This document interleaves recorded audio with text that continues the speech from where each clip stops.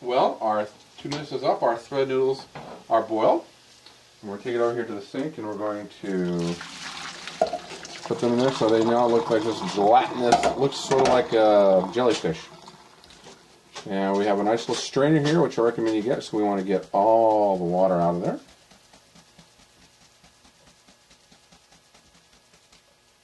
And we'll put it back in there. And, pardon me, you want to cut this up, and these are our kitchen scissors, which we keep cleaned, ready for such a purpose, and it's like giving these a haircut, because you want to make sure that they mix nicely into the batch. Okay. After that's done, we'll bring it over here. Once again, it looks like something from the sea that we just put in there. And we'll start mixing this into the batch.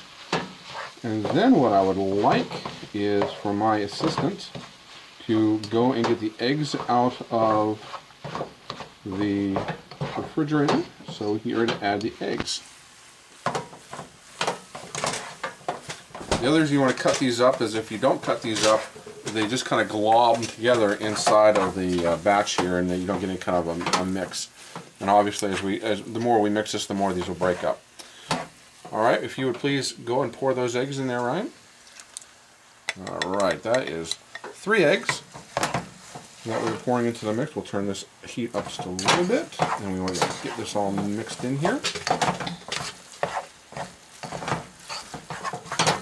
can see it's all kind of turning into a big mass, which is good. We want it to look like this. So now what we're going to do is we've got this, we put this on about medium to high. Good noodles. I know. And then we are going to cover this up, and we're going to let this cook for about 3 minutes on a medium to high heat. And we'll be back in 3 minutes. Our 3 minutes is up, and if you take a look in here, you will see that the thread noodles have broken up nicely. You'll see that there is a little bit, you'll see a little bit of white in there, a little bit of egg in there, which is wonderful. We've just now turned the heat off. And what we're going to do now is I'm going to have Ryan go and get me the bean sprouts.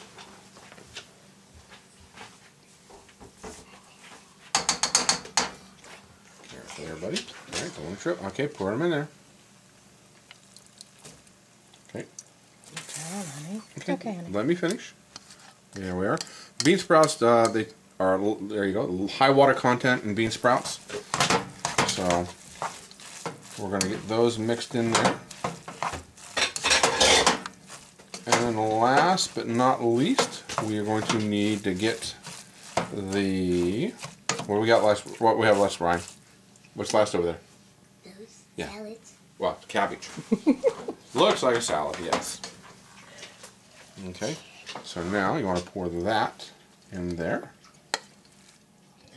Perfect. This is why you want a big pot, because it really, there's a lot in here now.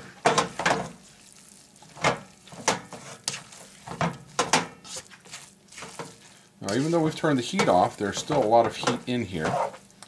So what we're going to do is we're going to get this mixed, get this kind of spread around in here, and then what we're going to do is we're going to put the lid back on, and we are going to let this sit for about 3 or 4 minutes. That way we can let the cabbage and the bean sprouts kind of absorb some of the flavoring from the meat and the spices. Because we're not actually going to be cooking it now, that's why we've had the heat off. In fact, I'm going to move it to another burner so there's no heat underneath it. You can see by mixing that up, it is nicely separated in there, so it's all evenly mixed. So now we're going to take that and we're going to cover it,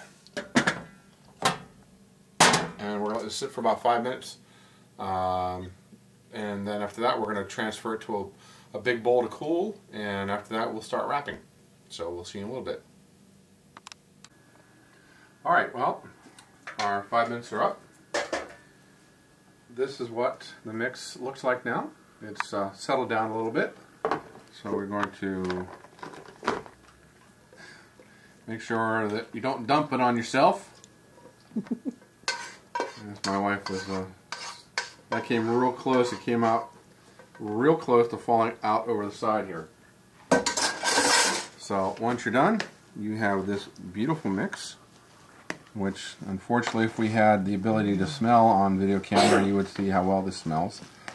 The thing is, right now it is way too hot to wrap with, and these are the spring roll wrappers that you saw earlier in the little montage. This batch here will make about 65 egg rolls. So we have a packet of 25 there, which Ryan's holding, and there's a packet of 40 here.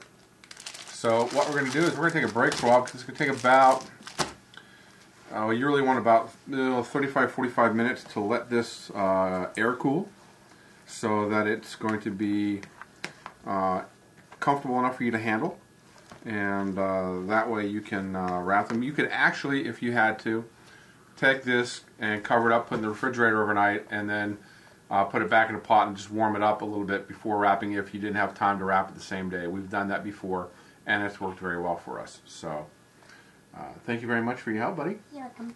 And we will be back a little later on and show you how to wrap these and then prepare them for devouring. So see you in a little bit. Bye-bye. Alright, well, we've actually let this cool down for about an hour. So it's nice and cool. It's got a nice consistency to it. As you can see, everything's all nicely blended in there. Normally what I do is during the cooling phase I'll turn it a few times just so that you can bring all the warm parts of the mix that are inside, bring it out to the top so it'll cool faster. What we have here, we have our wrappers. These are our spring roll wrappers, and they normally come to you frozen. What I recommend is when you buy them, a couple hours before you get ready to make this, put them in the refrigerator so they thaw out, so they're just cold. And then you'll have to actually peel them apart because they're stuck together. Just take your time peeling them and you shouldn't have any problems. So what we have here, we have an egg that we've beaten up because we're going to use the egg to seal it. And then we have a tablespoon. What we do is we'll grab ourselves a nice heaping tablespoon about this size. And I'll put our mix on there so we have a little bit of everything in there. And we start wrapping it. And we get about here, and then you're going to fold these sides in. And then we'll continue wrapping. Get to about here. Make sure you've washed your hands before you do this. And then we're going to, almost like licking an envelope, except we're not using our tongue. So we take the egg and then we roll that up, lay it on the plate. So there you have it. That is one egg roll. Now you can see we have a lot of mix in that bowl. So we are going to be now wrapping another 50 or 60 times. So we'll show you what that's like when it's all done, and see you in a bit.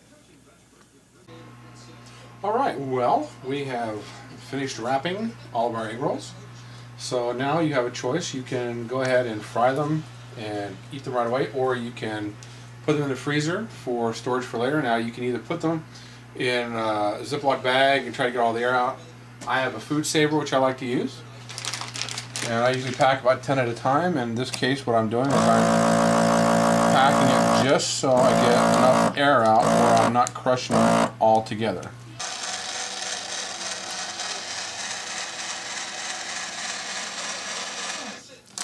And there we are.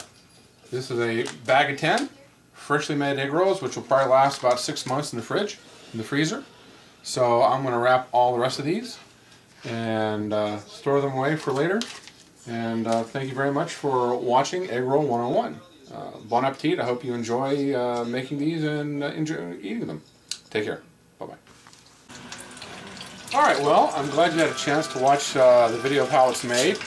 What we're doing now is these have now been fried. You can see these are a nice golden brown. You have to understand that all the ingredients that were in the egg rolls were cooked prior to wrapping. So all you have to do is brown them. Even if they were frozen, by the time they finish getting browned, they will be plenty hot inside, and they will be all cooked and crispy and ready to eat. So, hope you enjoyed it.